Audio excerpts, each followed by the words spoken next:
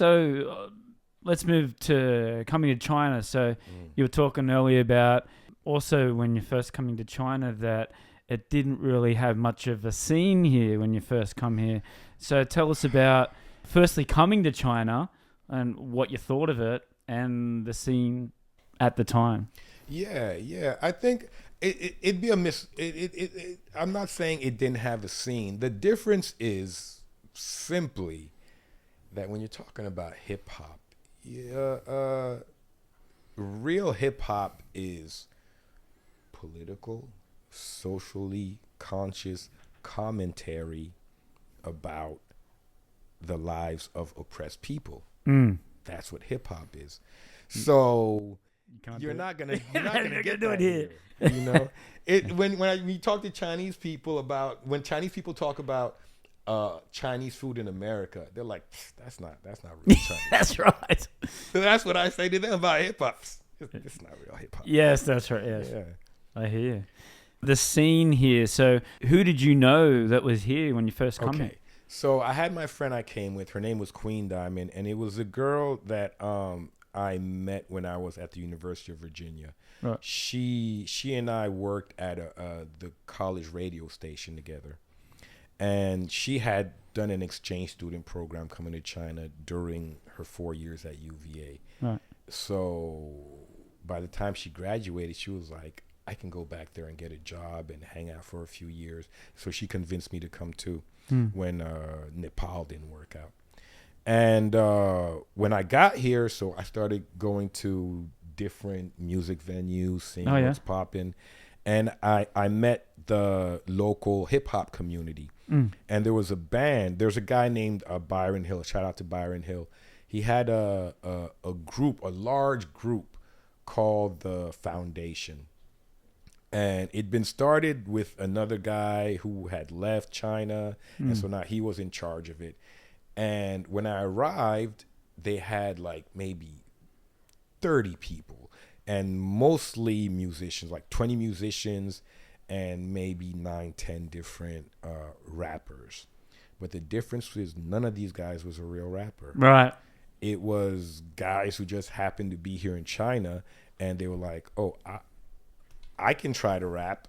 And so they got integrated into the band. And so when I arrived, most of these guys were really frustrated with the whole band process because they weren't getting a lot of shows. They weren't getting respect. The articles in That's Shanghai and other online publications that were talking about the local music scene, they're like, okay, this Saturday, go here, go there. The reviews on the Foundation band were not good. They were like, yeah, the musicians are pretty solid, but the rappers all suck. So why? Because none of them was a real They rapper. didn't understand. Yeah. Okay. It's like, okay, when I got here, I started teaching guys how to count bars. And that's one of the basics of emceeing. Right. You have to be able to know how to count, know when to stop, know when to bounce, know when to come through ounce for ounce. Like just basic 1, 2, 3, 4. None of them knew how to do that. So I started putting them doing little instructional ciphers. Like, okay, I'll do 4 lines, 4 lines, 4 lines, and teach them how to measure themselves. None of them had any good recorded music. I'm not going to say no recorded music because I don't know that they didn't have, but they didn't have anything good. Yeah. Because when it came time to perform, nobody had any songs. So I showed up. I had videos on YouTube. I had songs recorded. I did a show. The first freestyle battle that they ever organized when I got here, I won. Of course, I won the freestyle battle. Yeah. Killed everybody. And it's like, so. But I'm assuming there's not much competition at that stage. Yeah, and that's what I mean. Like, there wasn't a real hip hop scene here on the Chinese side because they can't really talk about the real stuff. Right. And the foreign guys just didn't know how to do it. So was it more Hong Kong and Taiwan that were more into the hip hop rap scene? Not really. Well, to an extent, because those places, their discourse is a lot more politicized. Yes. So yes, you do have more true hip hop artists in those places Right. than you do in mainland China. Yeah. So yeah, that's part of it. The the Chinese people I talked with, they're not safe if they say certain things. Yeah. And it's different than when I was a kid in Cameroon and I was saying stuff about the government. It is what it is. I made it. I know people who died. Yeah. So there's a risk to it. But here in China, if you want to take that risk, you better leave the country first. Nobody's trying to make a song saying the wrong thing. Yeah. So And I guess you just got to, whatever country that you live in or city you live in, you've got to respect the people, the people that live here.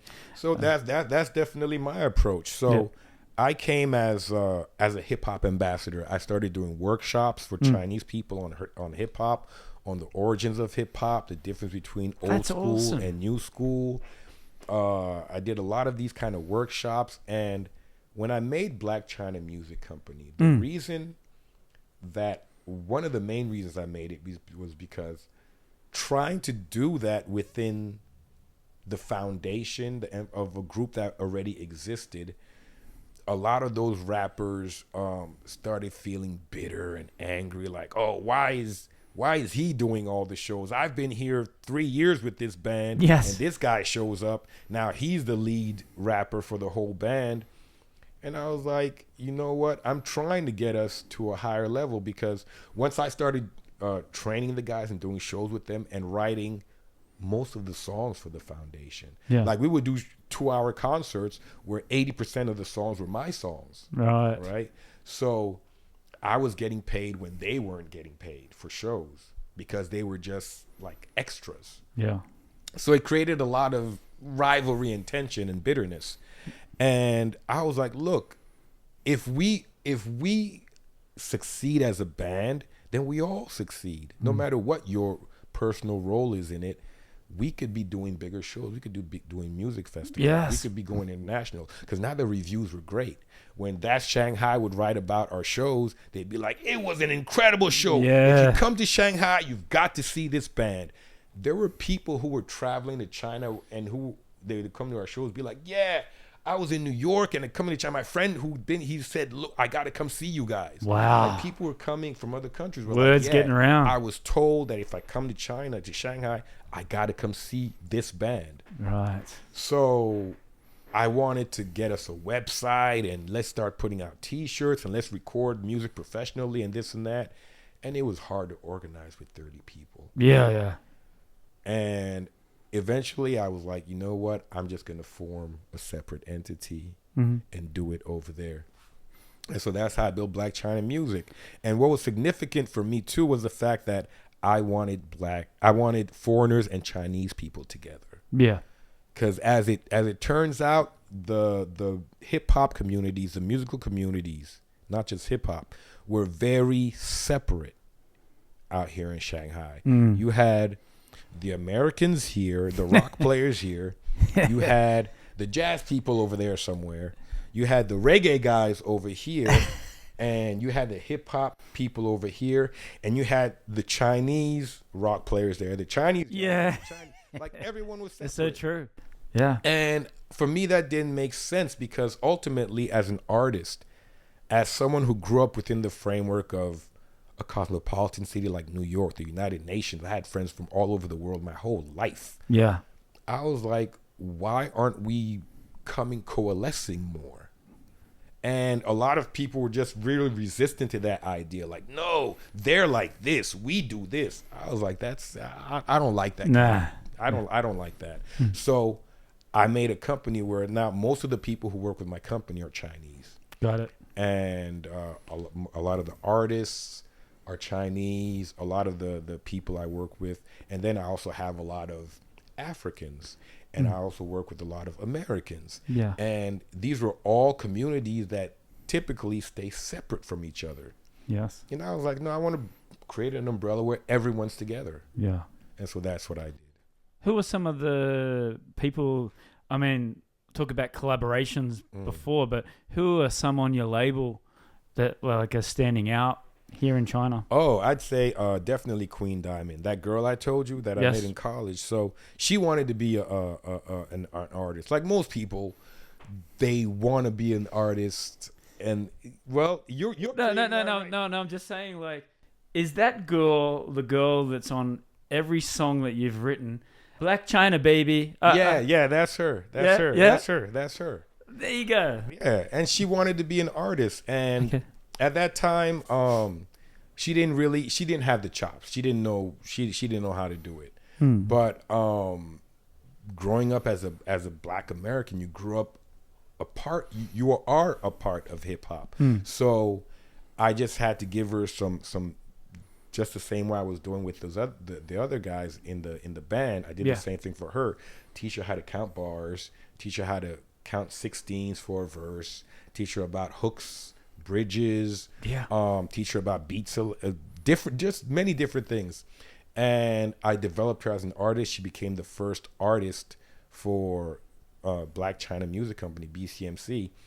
And I stopped recording my own music for the first 3 years I was here, 3 years. I didn't record any new music. I was just focusing on her stuff. Right. So it took me a couple years to get her to have a small music catalog where she had like 10, 15 songs that she could try. She could start doing her own shows and things like that. Okay. And she really, in the underground, she became so popular because she was a wild one. She was down to do almost anything. Yeah. And I love that determination. yeah, The drive. and her drive was strong Yeah. to succeed. Yeah. And so I was able to push her, and she got really popular. And yeah, she really stands out. In that That's regard. awesome. And I've looked at your catalog of music, and you've collaborated with a lot of people. Who are some of the people that you've really, really enjoyed collaborating with? A lot of them are actually the beat makers. I have a large group of Chinese beat makers, producers. Yeah. I typically refer to them as beat makers because they make the beat, but I produce the songs. But yeah, Chinese producers who give me a lot of beats. My brother Boxer Even, that's one of them. Shout out to Boxer Even. I've recently done so many songs with him. My brother A1 in Xinjiang, he actually is not a beat maker, but I've recorded about half a dozen songs with him. A lot of people who stand out the most are different Chinese beat makers because they've really blessed me. And how do you choose someone to collaborate with? Do you have like a standard of, or is it like, oh, cool, let's do something, see how it? Well, typically I want to hear what you've done before. Yeah. I want to hear what you've done before because I respect everyone's artistry and I respect everyone's efforts, but you have to have a certain amount of artistry in you for me to collaborate with you. It has to be something where I feel like, okay, you understand what we are doing. You have to be kind of good at it. Yeah. You have to be at least a modicum of good. There's this story like Kendrick Lamar, right? Before he blew up big, he made a song with this underground guy who paid him for a feature. And this guy's kind of like, he's not, but he paid Kendrick Lamar to do this verse feature on his song, which is a conscious song. It's the theme of the song is beautiful. Yeah. The execution. So after Kendrick Lamar blew up, and then this guy tried to release the song, they took him to court. They tried to stop him from releasing the song, which was ugly. It's really one of the few black marks on Kendrick Lamar's record. But I can understand why he did that because the song is whack. Yeah. So don't work with whack artists because later on that lives on. It comes back to bite you. Like, you're on this really crappy song with this really crappy person, and you'll feel embarrassed. Just don't do it. Yeah. So you've brought out a new album. Mm. And I think it had like 8 tracks. Yeah. And it's called Red Money Gang. Yeah. Yeah. Who are the Red Money Gang? Red Money Gang is it was supposed to be Red Money Boys, but there are girls too. So it was gonna be R&B. I really wanted that, but I got outvoted. So I was like, okay, fine. It'll be Red Money Gang, and these are all the people that are part of BCMC. So the album cover has a list, and that's not even all the people, but it has a list of names of different rappers and beat makers who have collaborated with me on all these projects I've been doing for years.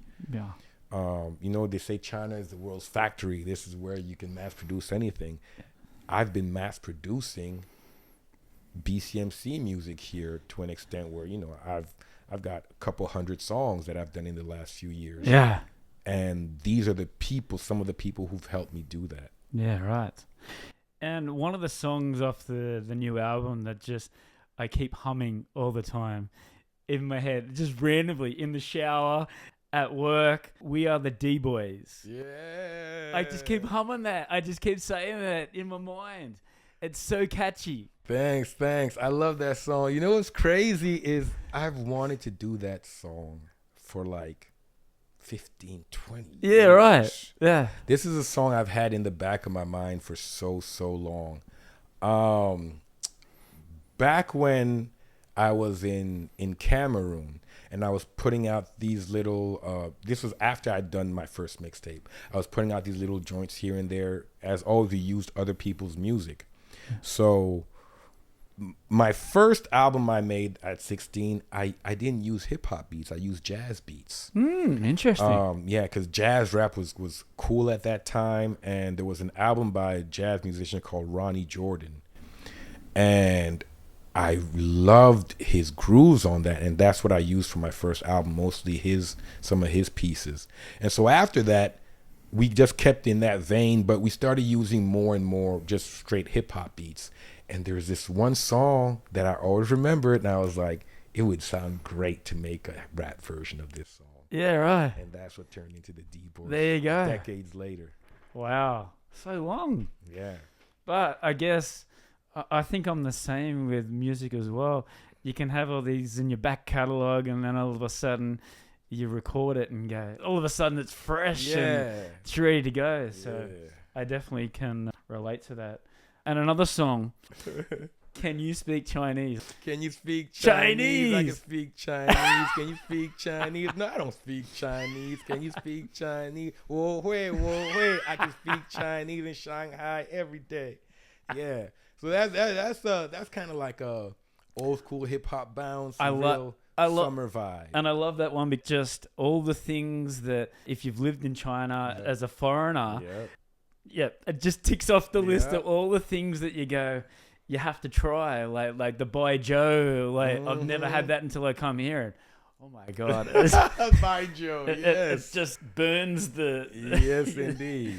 Yeah, I can definitely relate to that song as well. So. Thank you. Yeah, and that's what I mean about making music. That I probably would never need to stop making music because I'm typically talking about things that are larger than just myself. Like I'll always have things to talk about because it's never, ever since my first album, it's never strictly been about myself. Oh, I'm in the club tonight. Oh, I have money, or I don't make those kind of songs. Yeah. My songs tend to be about topics and themes and things that we share in common. Yeah. That's what I like talking about. Yep. I love that way you can relate it in some way. It could be like a metaphor or something like that, but at the end of the day, it's how you feel about the song and how that makes you move. So,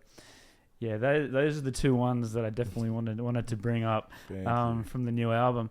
So, what's the plans for the future? What do you got coming up? You got shows coming up? You got a new album? You got new material? Or? Yeah. So, the new album is called Rap Is My Religion. And it might turn into hip hop as my religion, but the R just sounds good in my ears. You know, it's more than rap. It should be hip hop, but I really like saying rap is my religion. Yes. But really, the meaning is hip hop is my religion, and these are a bunch of songs, with. Is there a single out from that album already? Not yet. Okay. Not yet. And it has songs like it's going to have songs like I Am What You Made Me, like God Is My Witness, Jah Show Me the Way. And the thing is, despite all these titles, the songs are very, very gangster. Oh. Very, very anti-establishment. Has that naturally come, or is it you wanted to focus on it? No, naturally. Yeah. I've always had a very contentious relationship with organized religion. Having grown up with very religious parents, growing up in the church, I went to catechism when I was a kid. Right. Because I went to this French school, which France is a Catholic country, so part of the school curriculum included catechism. Right. I just always grew up with a lot of strong opinions about how religion is used to subjugate the masses, how it was used historically. And so I've always had these topics, and they've always expressed themselves in different things I say, but this time I decided to put them together on one album. Yeah.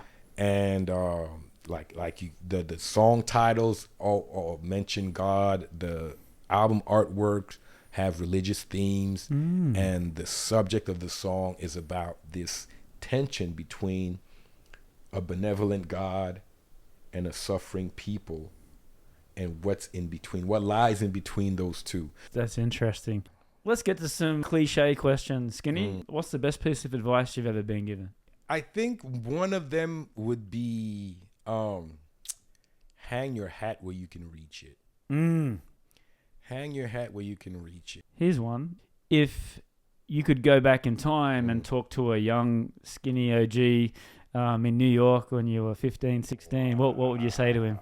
Wow. I would tell him where the money's at. I would, like every time I've lost money, I'd be like, okay, you see on this date, in this year, don't go out with this girl. Yes. Like, don't go. I would, yeah. She's bad news. Yeah, it would basically be some advice on like exactly who wins the Super Bowl in 2020. Bet all your money on the Kansas City Chiefs. Yeah, it'd be that type of stuff. Yeah. Social medias, Skinny. Where can we find you? There's only 2 Skinny OGs in the whole world. There's me and this Spanish guy.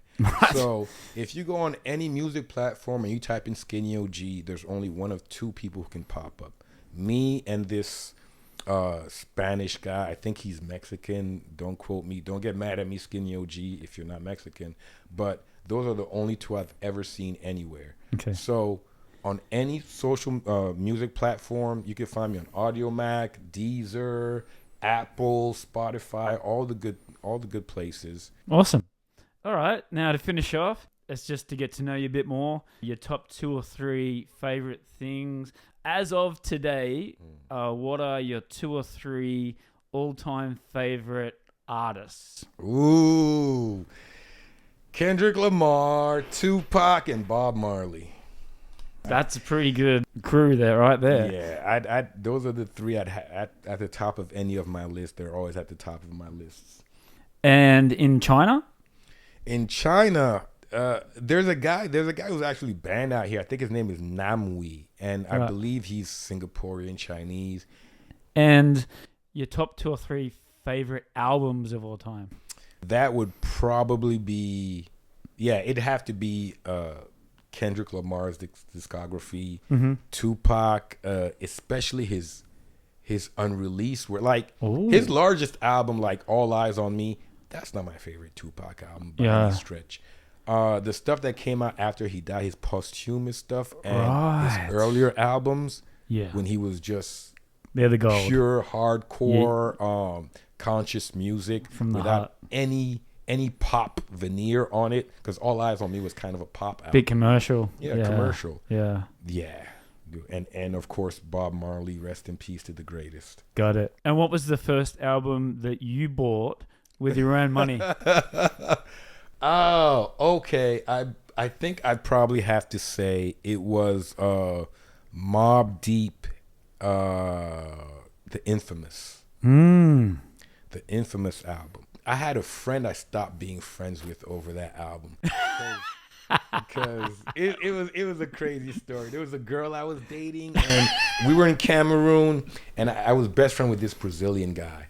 And we had told her like albums we wanted her to send us from the States, and she only sent one copy of The Infamous, and we ended up fighting over it. And I was like, well, she's my girlfriend, so guess who's getting the album, fucker? Like I just took all this. I was like, no, this is mine. Buy it. Yeah. And what was the last album that you bought or streamed or downloaded? I tried to listen to Playboi Carti's album, and I say try because I'm sorry, I gotta keep it real. It's like what has happened to rap. Like I said, when we started it, we never really expected it to blow up as much as it did, and the devolution of the whole genre of the lyrical prowess that we used to value so much is really sad. It's been washed away a little bit, do you think? It has, because there was a time when every rapper had to be really original, and that pushed people to put their best foot forward at all times and find talent. Like if you weren't talented, you just nobody would pay attention to you. And there were gatekeepers in the music game to where, and I don't mean just like industry gatekeepers, I mean like the people in the neighborhood. If you came outside the house and you had whack stuff to say, everyone would tell you you're whack and nobody wants to listen to you. Right. Nowadays, you can make music by yourself. Yeah. You can be in your bedroom recording stuff and put it out there on the platforms, but that doesn't make you talented. Doesn't make you talented. That's right. But what happens with that is there's a market for bad music. There was a time when new music would come out maybe once a week. There might be 100 new songs every month or something. Yeah. Let's say in the really early days of the music industry, right? I'm just spitballing here. But these days it's like 10,000 new songs a day. Yeah. Right? Yeah. So to fill this huge marketplace of slots where people just want to slide material in, you've got a lot of crappy stuff that you put out. A lot of schlock. And that's what it's happening in not only the Australian music, but the world. People like all record labels are now on TikTok, on Instagram, waiting for that one to go viral and then be the first person to hand them like a huge contract. So, right. And what happened with that is there was always a thing in music where if something's popular, other record labels will be like, okay, let's find someone who sounds like that too. Yeah. But now it's reached a point, like we said, there's so much space for just anyone to pop up. The bad part about that is if you pop up sounding like someone else, yeah, you'll get that opportunity because the music industry is always looking for someone who sounds like the last hitting thing. So Lil Wayne, for example, one of my favorite rappers of all time, he created a wave, a genre, a style that was his own that ended up getting emulated by a whole generation of future rappers, including Future, including Young Thug, including many people. And then other people started imitating Future and Young Thug. Got it. So they're imitating Wayne. They're not as good as Wayne. Yeah. Wayne's a lyrical beast. But they just come kind of sounding like him. And they have some good songs. Okay. Now other people are imitating them. So now you're imitating someone who's not lyrical, who has a mumbly style that's not really like, okay, whatever. But you're imitating an imitator. So that's what, in my opinion, that's what Playboi Carti is. And the other Sounds thing, terrible. and the other thing too, I should have brought up earlier is your live performance, Skinny. You seem like a person that prides yourself on performing live, and if you're going to make it in the industry, you have to perform live. Right. So in modern days, you don't have to do that because of downloading and streaming, and like you said, being able to just put something online. But at the end of the day, if you can't perform live, then you may as well give up now. But performing live, how important is that to you?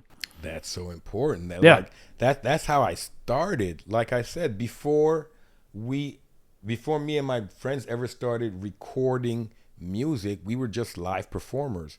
I started out as a break dancer. It was always about putting on a show and making a good show.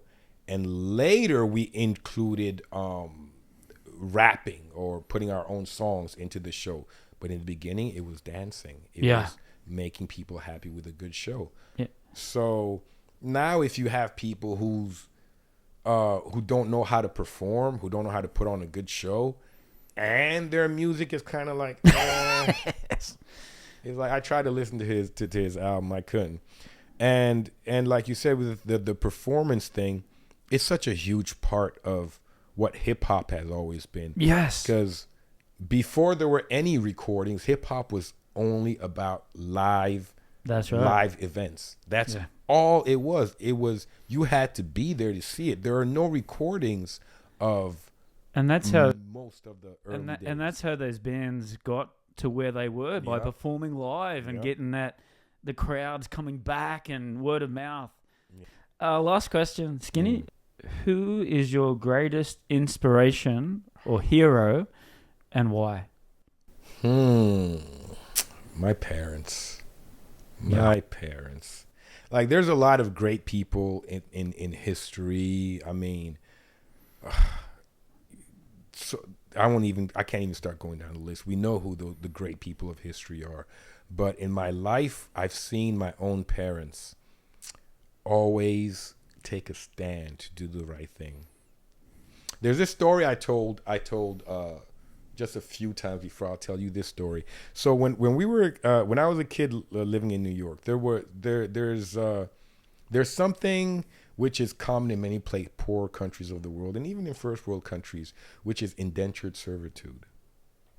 So people who travel, wealthy people in third world countries, can go to their home village and buy people servants.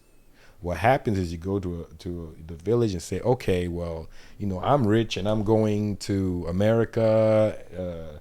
I need some servants. And people will be like, oh, take my child. And you say, okay, I'll take care of him. I'll pay for the school, and here's some money. And you take their children. This is the realities of the world. There was a young guy, and I was maybe, like, let's say 8 years old or something. I don't know, but let's say something like that. And so he was maybe like 16. So to me, he was like a big guy. He was big. He ran to our apartment one day and got on his knees in front of my parents, begging them to save him. And what had happened was he was being abused by the people who had brought him to America, beaten and mistreated and all types of horrible things, because that's what happens with indentured servitude. It's akin to slavery, and it's still practiced in many countries. We won't go into too many details. I'm talking about UAE and Saudi. We won't go into too many details about these countries like Libya or whatever who still think it's cool. But